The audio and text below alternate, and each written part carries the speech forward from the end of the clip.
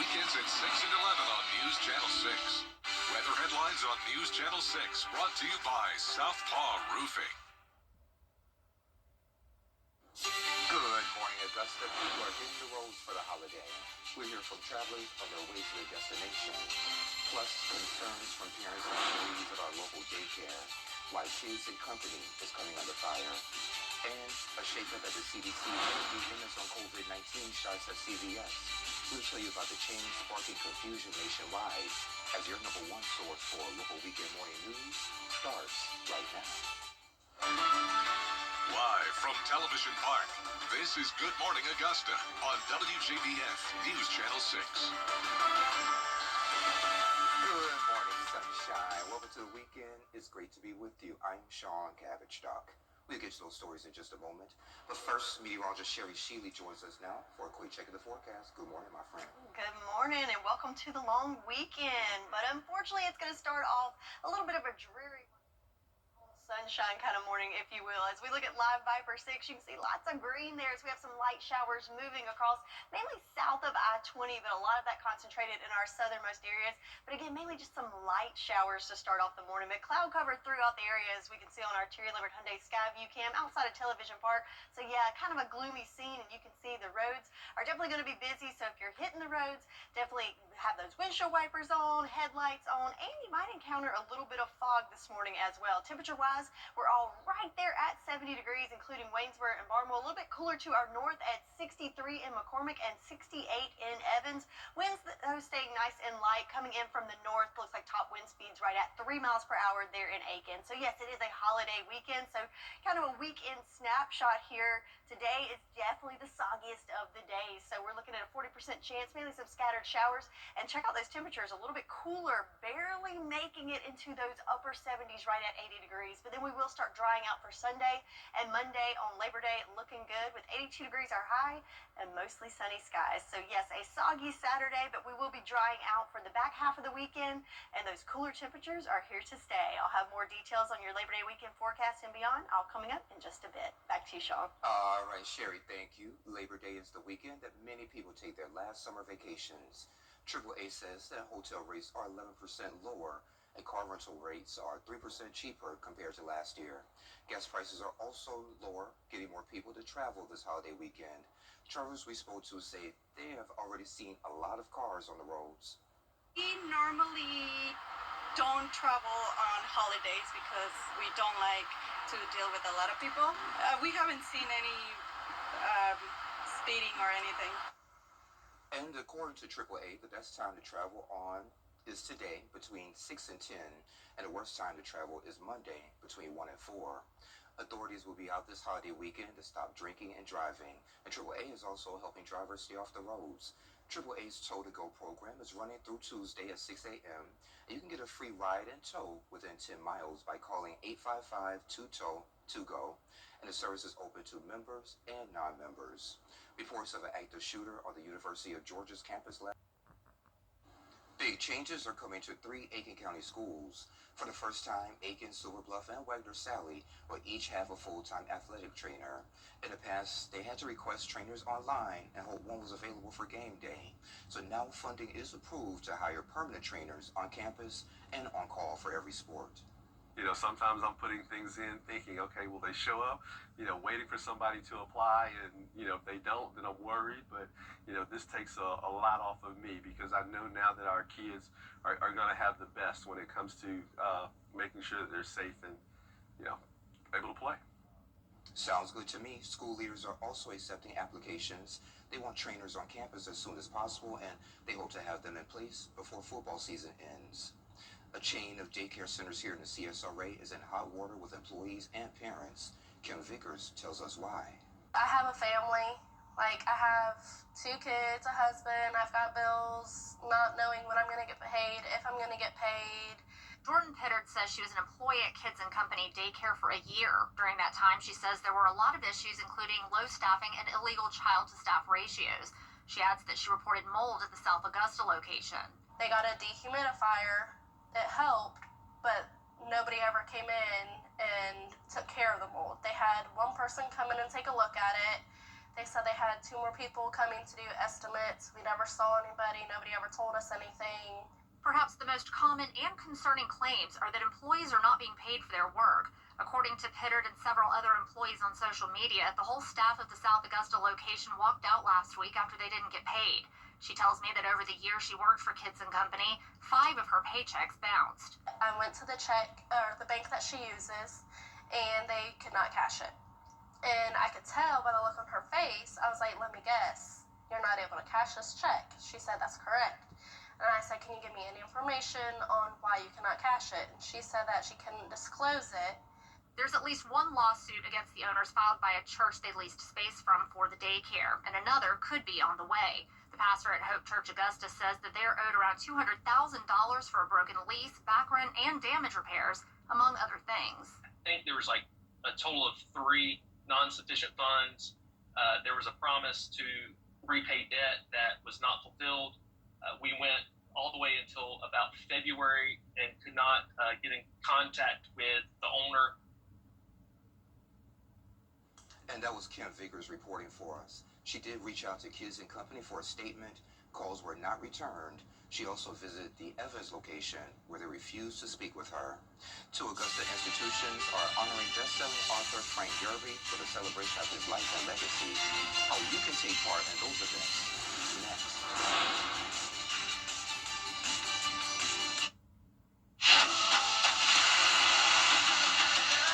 Most-watched local news is getting a big plus. WJBF 6 Plus, built for the way you watch.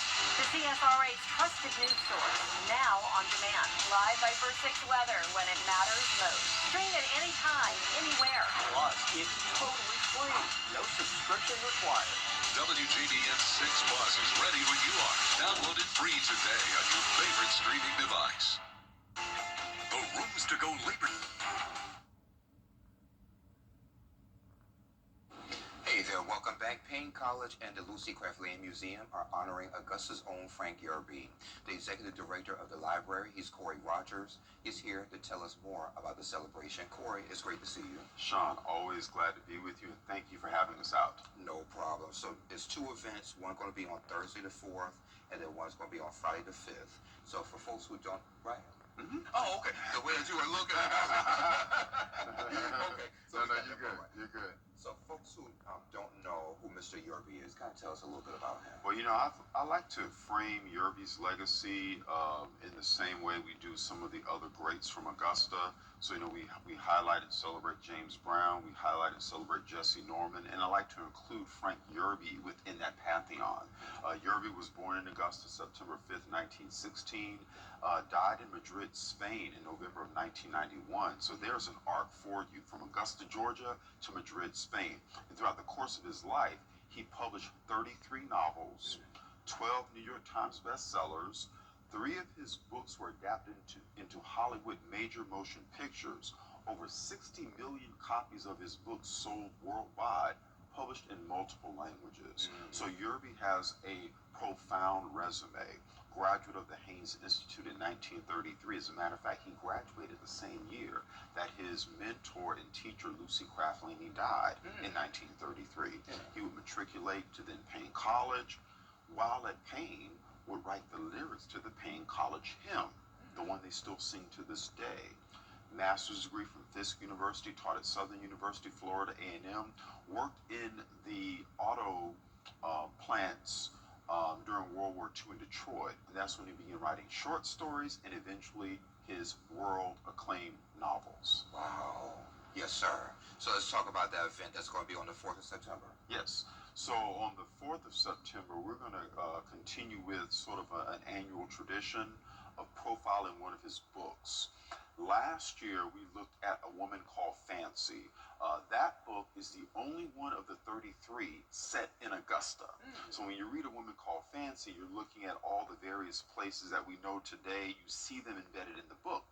This year, we're going to look at one of his other acclaimed novels, The Dahomean, which looks at the African diaspora through the lens of a Dahomean prince who's taken captive, brought across the Atlantic Ocean via the Middle Passage, finds a new life in America and see how he navigates going from one life in Africa to one life in America. So we're really excited to look at this because The Dahomey was a pivot for Yerby in that it was one of his first novels that featured a black protagonist. And so we're really excited about that. Yeah. And then you have another event that's going to be Friday at the museum. Yes. So I mentioned earlier that 3 of his 33 novels have been adapted into Hollywood motion pictures: The Foxes of Harrow, The Golden Hawk, and The Saracen's Blade, all of which have different historical backgrounds to them. So with The Golden Hawk, it's one of those traditional swashbuckling movies, you know, people flying around, pirates, damsels in distress. And so that's the movie that we will screen on Friday at the Laney Museum. We're going to have a birthday cake because September 5th is his birthday. We're going to have popcorn. We're going to have sort of all the movie fare that you would get when you go to the movies. And if it's going to be anything like what happened last year, it's going to be a lot of fun and excitement. And is this going to be a free event? It's a free. Both events are free and open to the public. Wow, okay. So if folks want to know more information about Mr. Yerby or what you guys are doing at the museum, how can they find you? You can go to our website, LucyCraftLaneyMuseum.com. Our social media pages, Facebook, Instagram, and learn a lot more about Mr. Yerby and a lot of the other initiatives that are going on. We're hoping that next year our Frank Yerby riding trail will be finished, and where people can take a trip around Augusta to see all the historic sites connected to his legacy. So we have a lot of good stuff going on. I can't wait to hear more about that. You got a seat here to let me know more about it. Thank you, sir. Corey, it's great to see you. Always, Sean. Yes, sir. All right. And we'll be right back. The Live 5 for 6 mobile app. Download it today. Davis Appliance and Furniture, family owned.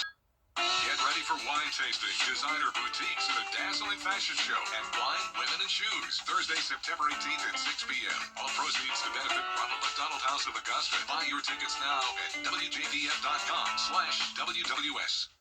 The People's Court, weekday mornings at 10 on News Channel 6. Davis Appliance and Furniture has been family owned since 1972.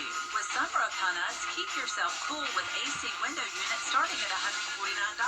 Plus, all come with warranties, and we service what we sell, and no credit check financing is available. Now, your most accurate forecast with WJBF Live 5 for 6. So check this out. On Wednesday, Utah and southwestern Wyoming experienced some heavy rain that caused an increased risk for flash flooding. This video is from just north of Salt Lake City, and it shows people still enjoying their day, biking, walking, in about ankle-high deep water, which I do not recommend. But the National Weather Service said between 1 to 2 inches of rain had fallen in the area that day.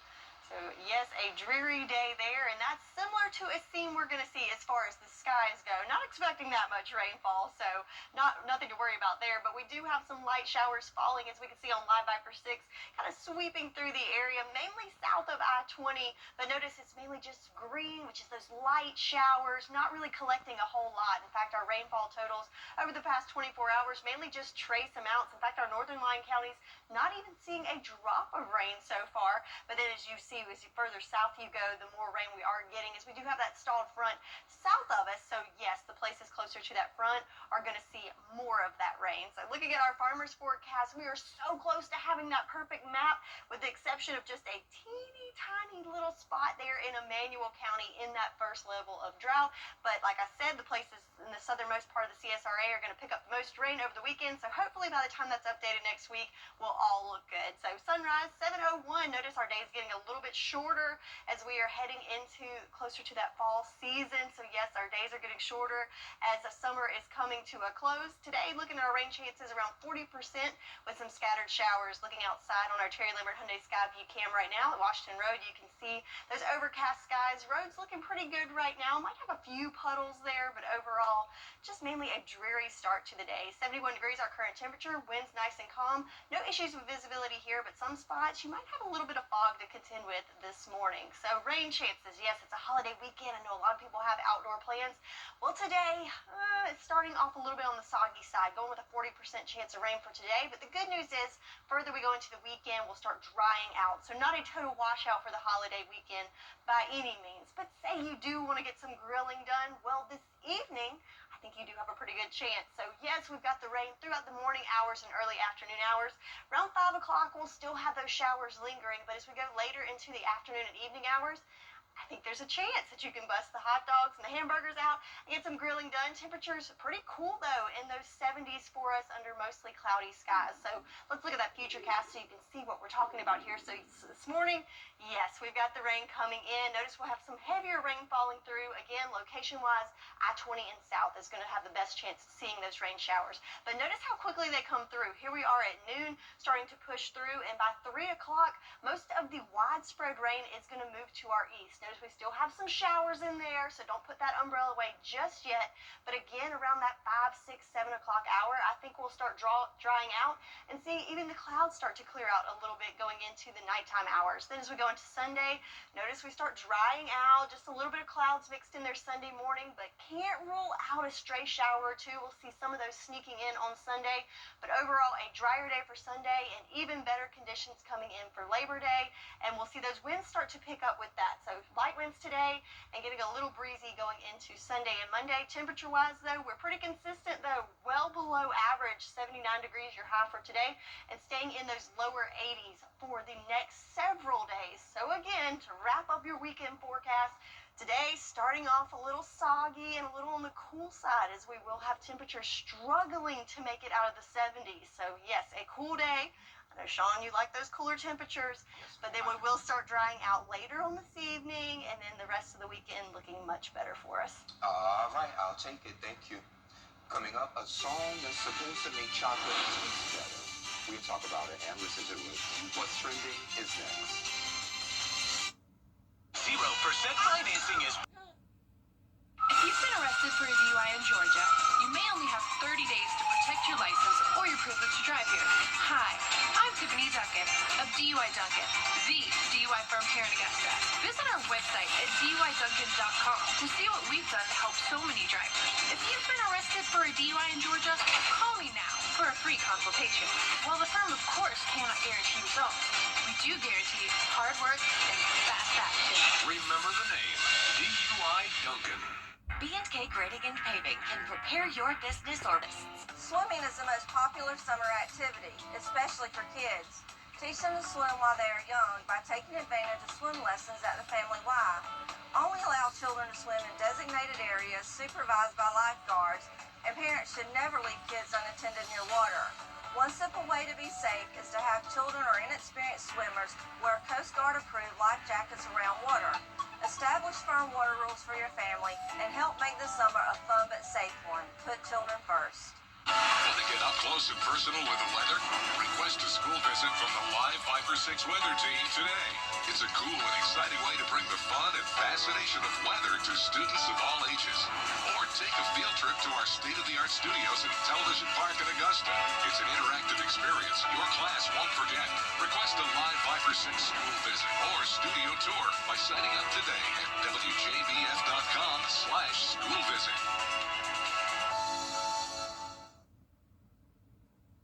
Hey there, welcome back. Time to take a look at what's trending. So, a music-loving scientist has composed a song that's supposed to make chocolate taste even sweeter. And Travis Kelce made their first public appearance since announcing their engagement on Tuesday. They attended the Cincinnati, Nebraska game at the Arrowhead Stadium in Kansas City. And yes, the engagement ring can be seen when Swift takes a sip of her drink. She was sitting in between Travis and her future brother-in-law, Jason. And the Chiefs are gearing up for their season opener next Friday in Brazil. I'm just so happy for them. I am too. Good for her. But then, you know, she had to think, like, everybody's going to be staring at me, at my hand. I mean, they're always staring at her. But to attend this game, that's a big deal after the engagement, the first public outing. Absolutely. I think both of them are bringing several groups together because you have football fans and you have Taylor Swift fans. And you even have folks who are 50s and 60s guys who are excited about this. Yeah. So, yeah, I'm happy for them. Hopefully we're invited. Yes. Congratulations, guys. We'll be waiting on that invite. You know they're watching anyway.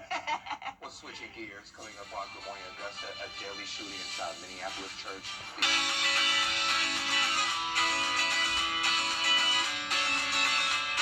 Follow News Channel 6 on Instagram.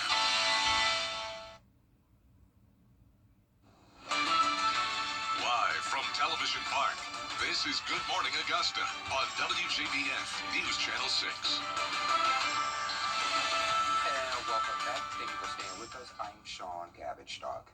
Let's start this half hour with another check of the forecast with Sherry. Hi, Sherry. Good morning, my friend, and happy holiday weekend to you at home. So starting off the weekend a little on the soggy side as looking at Live Viper 6 right now.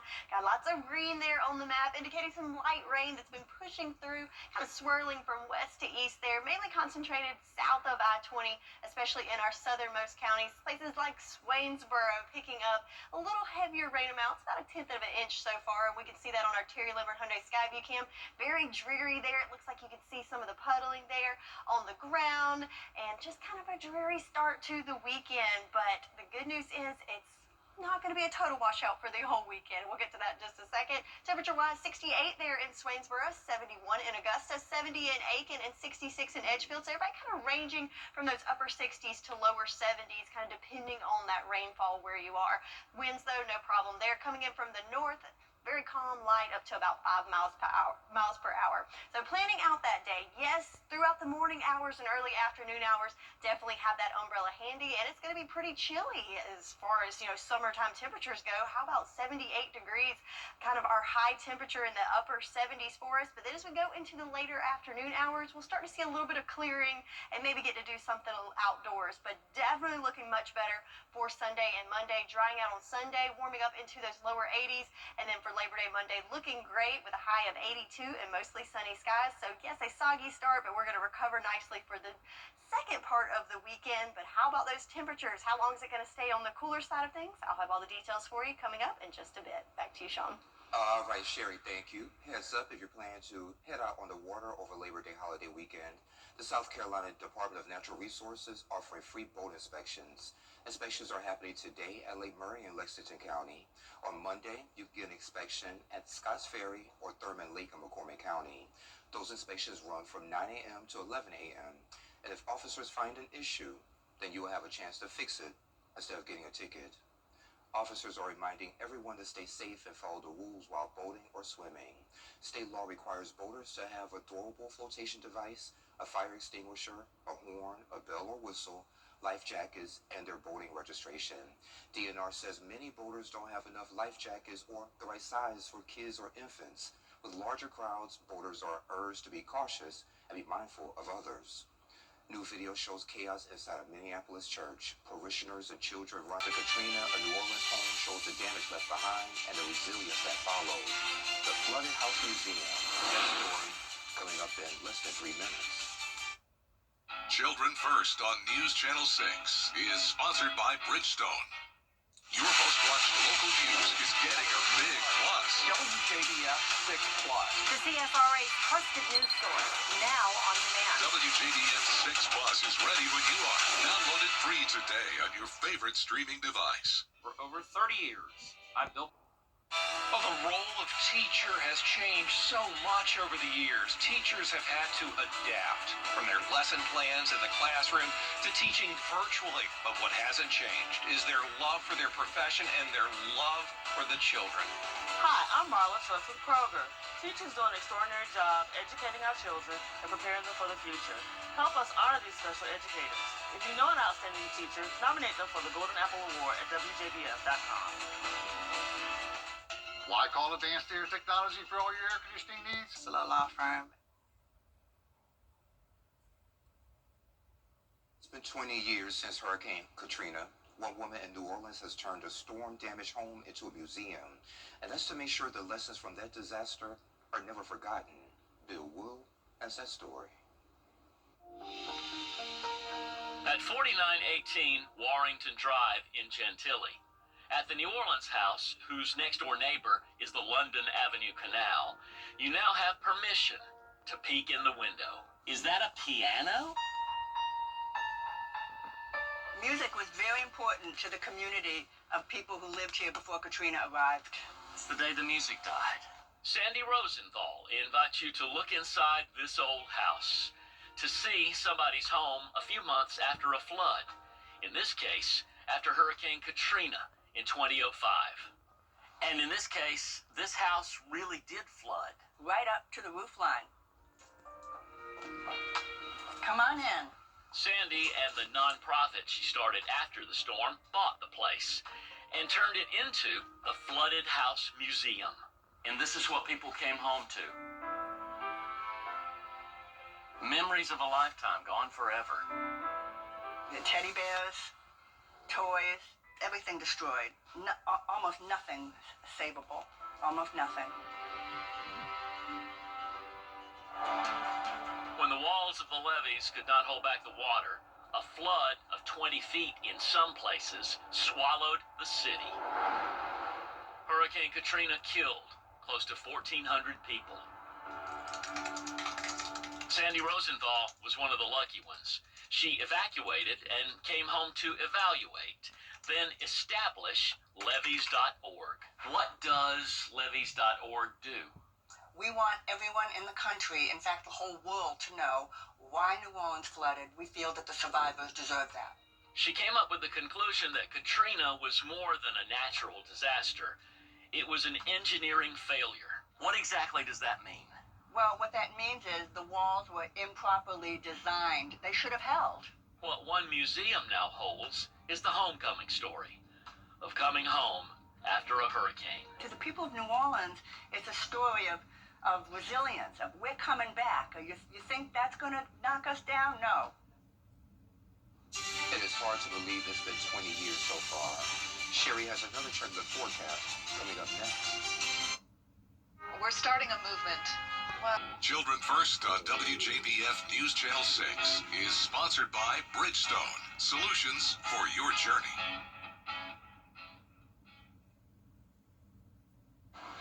Now, your most accurate forecast with WJBF Live Viper 6.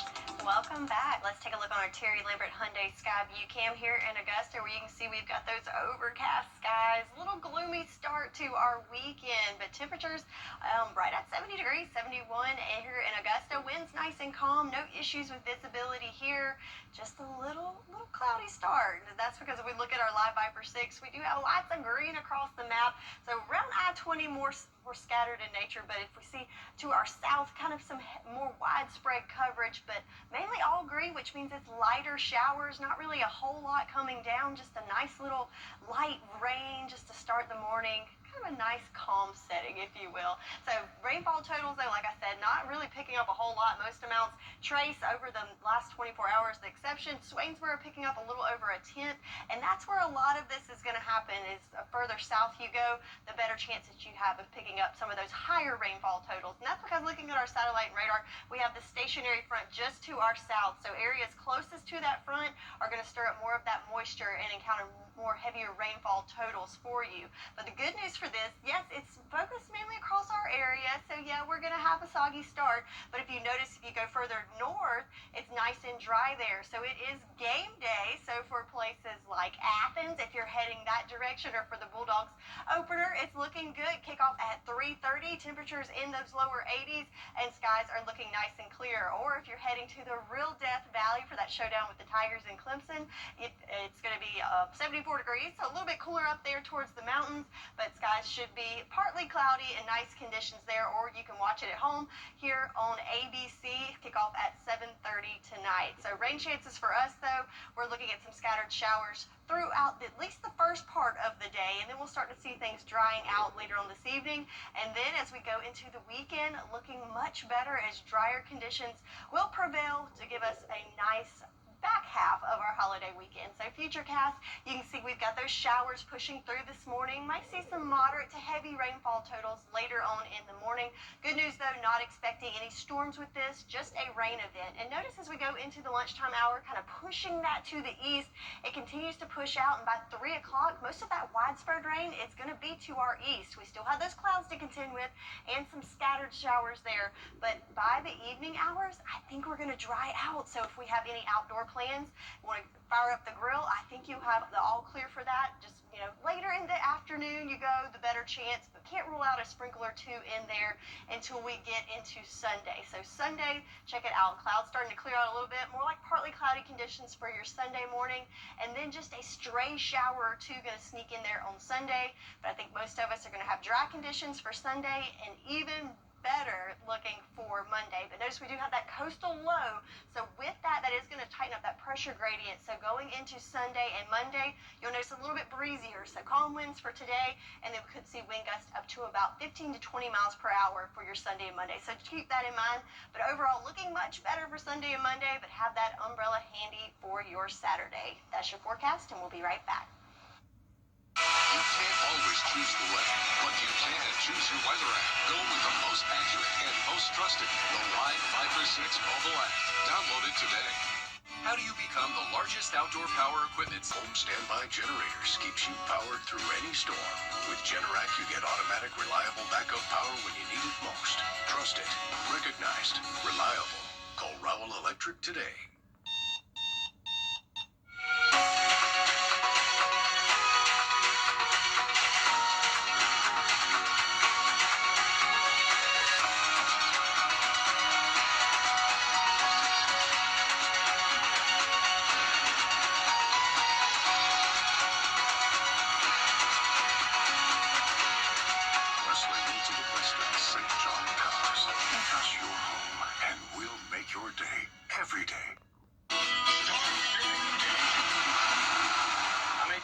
Watermelon farmer and NASCAR driver Ross Chastain. And one thing's for sure, racing with professional drivers requires me to use my melon.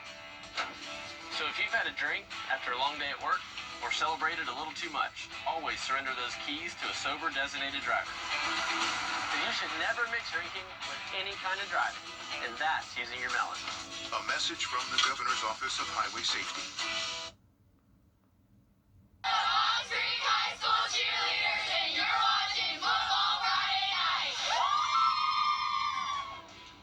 Well, good Saturday morning to you, and welcome to our mini edition of Football Friday Night. Yes, absolutely. Listen, we've got Midland Valley honoring local first responders at their game against Blythewood tonight. Blythewood leads 20-6, and they're driving. And you're going to see it here. Quarterback James Veazey fakes the handoff. He walks in for 6 more. Extra point is good. 28-6 Bengals. Midland Valley looking to answer. Quarterback Xavier Jeter drops a beauty into the breadbasket for Caleb Hester, who makes a nice grab. Same drive, Jeter finds James Franklin on the screen. He survives a huge hit on the sideline, and he gets the first down. Now, here's the crazy part. Goal line stands, Jeter drops back.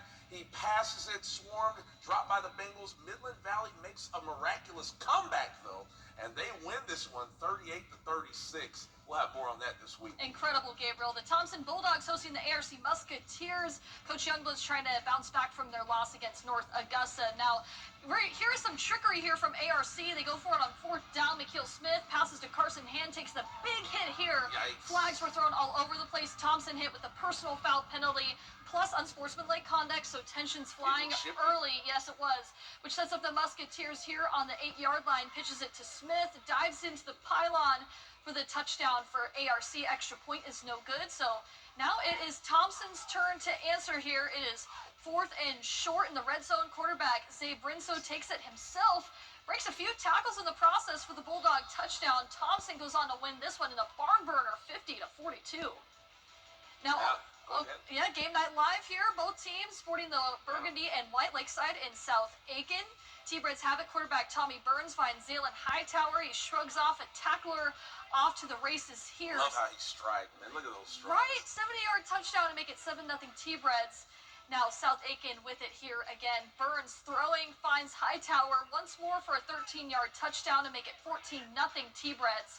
Now South Aiken threatening again in the second quarter. Burns throws, finds Keon Razor, who makes a leaping grab for the 21-0 lead. Lakeside not going down without a fight, though. 21-7 in the fourth. Charlie Bauer throws a strike to Tristan Jones, takes it to the goal line.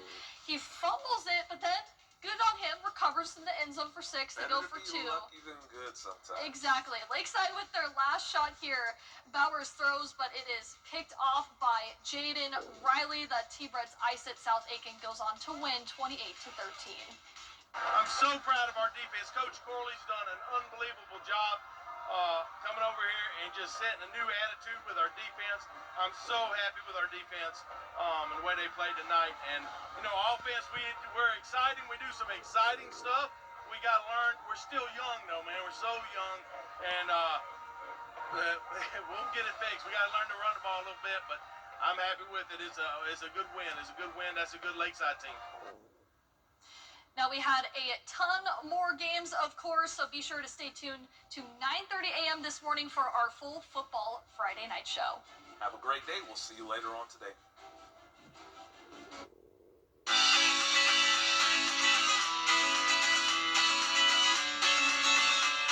Follow News Channel 6 on Instagram.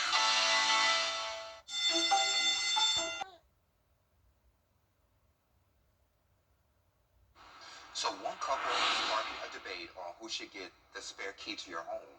In a Reddit post, the wife asked if she was overreacting after her husband gave his mother the only spare key to their home. She said she was excited to move into their new home together, but that was short-lived after he gave his mom the key without talking to her first. The woman clarified that she loves her mother-in-law, but she has a tendency to rearrange things. So Sherry? I think that, first of all, they need more than one spare key. Absolutely. And maybe he should have talked to her about it first. But you know, it's mama, so give her the key. Yeah. But I agree with you. He should have made more than one key, and then, you know, give it to his mom, and then, you know, the wife would never know about it. Oh, that's not a good tactic. Secrets are not good. So you're saying that maybe he should let his wife know as well. Hey, I made a copy of the key. I want to give my mom one, and then she can have a spare key as well. Yeah, and here's your spare key to give to whoever you want. I like it. Okay. I still like my option better. Okay. Just don't tell her. Well, it's 20 seconds. Let's just go to weather. Go into weather. All right, so we got a bit of a soggy start to the weekend today. Rain showers expected throughout most of the morning and early afternoon hours, but then we'll start to dry out. Sunday and Monday looking much better on the cooler side in the 70s today and low 80s tomorrow. And I'm curious how you feel about that spare key. Let us know. We'll put the video on social media. Just let us know. And the fun continues at 9, so come on back. You hear? We're starting a movement.